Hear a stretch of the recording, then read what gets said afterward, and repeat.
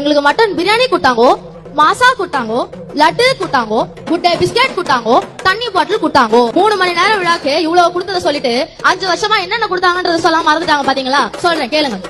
மாணவர்களுக்கு கஞ்சா கொடுத்தாங்கோ, பெண்களுக்கு பாலியல் வன்கொடுமை கொடுத்தாங்கோ, கேஸ் சிலிண்டருக்கு 100 ரூபாய் குறைப்போம்னு சொல்லிட்டு போய் வாக்குறுதி கொடுத்தாங்கோ, நீட் தேர்வை எங்களாலதான் ரத்து செய்ய முடியாத பெரிய உருட்டா கொடுத்தாங்கோ, கரண்ட் பில்லை ஏத்தி கொடுத்தாங்கோ, பெண்களுக்கு ஓசி பஸ் கொடுத்தாங்கோ. ஓசி பஸ் நான் சொல்லுங்க, அமைச்சர் சொன்னாரு.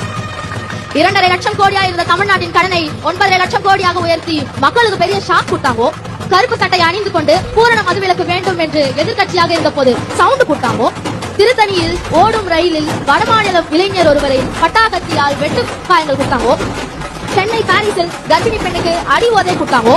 போலீசாரால் கடுமையாக தாக்கப்பட்ட சகோதரர் அஜித்குமார் அவர்களுக்கு திருட்டு பட்டம் கொடுத்தாங்கோ. மதிய உணவு சாப்பிடும் போது உயிரிழந்தானே ஒரு சிறுவன், அந்த சிறுவனின் உயிரை பிரிக்க ஆபத்தான பள்ளி கட்டிடங்களை கொடுத்தாங்கோ. இதெல்லாம் பத்தாதுன்னு தமிழக பெண்களை அசிங்க கேட்கறதுக்கு சிவாஜி கிருஷ்ணமூர்த்தி